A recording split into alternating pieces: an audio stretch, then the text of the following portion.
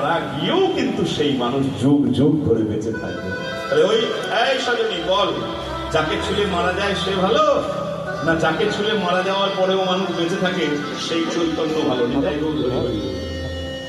আর একটা খুব সহজ বিষয়, বিদ্যুৎ আসে আর যায়, ডাকলেও পাবেন না, প্রয়োজনেও কাজে লাগবে না।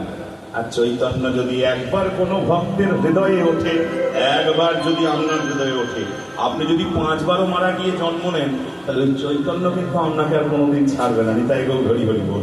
যোগভ্রষ্ট রূপেও ওই চৈতন্য আপনার শরীরে কিন্তু থেকে যাবে, দেহে থেকে যাবে, জন্ম জন্মান্তরে থেকে যাবে। ওই জন্যই বিদ্যুতের সাথে গৌরাঙ্গের তুলনা হয় না।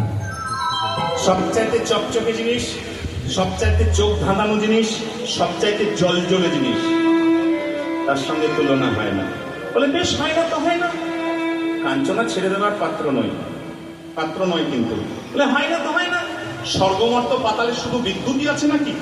সোন ফুল, এই দেখুন সোন ফুল বললে এখন বোঝানো মুশকিল। আমাদের ওদিকে চাষ হতো, আমাদের তো দুবার ধান নেই, আমাদের একবারই ধান।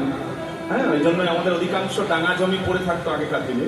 তো সোনের চাষ হতো, পাটের মতন একটা সোন, তন্তু জাতীয় ফসল, সোনের দড়া দড়ি বহু কিছু হতো। হ্যাঁ, তো সোনের যে ফুল সেটা এখন অতসী ফুলের মতন দেখতে। এখন বোঝানোর জন্য আমি এই কথাটি বলি, কিন্তু ওই কাঁচা সোনার মতন একবারে টকটকে অতসী ফুলের মতন দেখতে। হ্যাঁ, বলছে ও সজনী সোন ফুলের সঙ্গে তুলনা হয় না। বলে ও তো হয়ই না। বলে কেন? আহা সৌন কুসুম তাহে সজনীর কোন কোনই রে সন কুসুম তাহে কোন তুলনা মেলে না,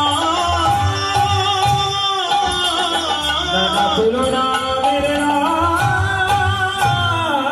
ওই সোন ফুলের সাথে গোলার তুলনা মেলে না।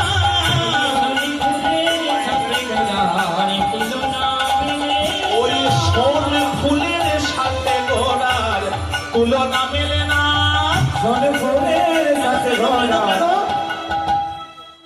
বলি তাতে কাঁটা পোকা তুলি আছে, নিতাই গৌর হরি হরি হরি বল।